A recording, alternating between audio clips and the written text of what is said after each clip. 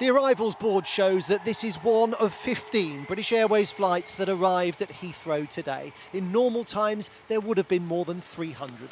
Most of British Airways' fleet is grounded, ticket sales have collapsed, and the airline has decided it needs to lay off up to a quarter of its workforce to survive. In a letter to staff, the chief executive, Alex Cruz, wrote, "The industry's never seen a downturn this deep before. We do not know when countries will reopen their borders or when lockdowns will lift. We must act decisively now to ensure that British Airways has a strong future." Dear Britain. Dear Britain. Dear Britain. 2 weeks ago, British Airways released this video emphasising its resilience. Now pilots, cabin crew, engineers and call centre staff all face the threat of redundancy. This has come as a bolt out of the blue to us. We had no forewarning of these job losses, and we're hearing from pilots in British Airways that they're absolutely shocked and devastated, as I'm sure all of the staff are. It's terrible, terrible news. BA's owner, International Airlines Group, announced today that it lost £460 million between January and March. It expects losses between April and June to be even heavier. The group says it will lose an additional £1 billion this year due to the collapse in oil prices, and that the recovery of passenger demand will take several years.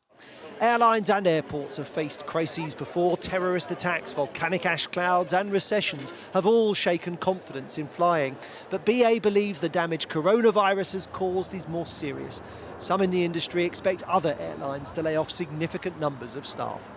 I don't see any airline that is going to be unscathed, regardless of their business model, regardless of whether they're operating long-haul or short-haul services, from job losses. Everyone's going to be affected, not only in the UK, but worldwide.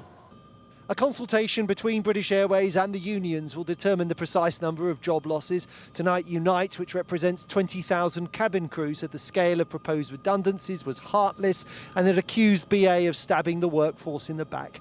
The process hasn't started well.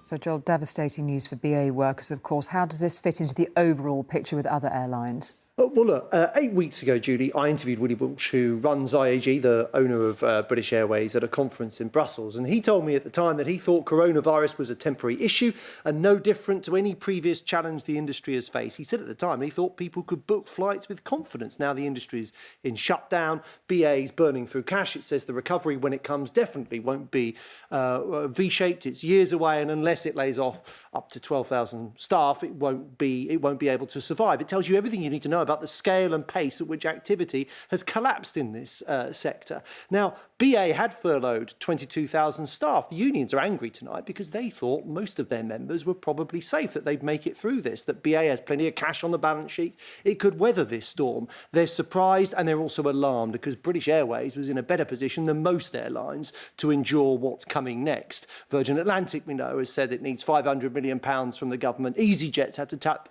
the Bank of England and fund the government funding up to £600 million.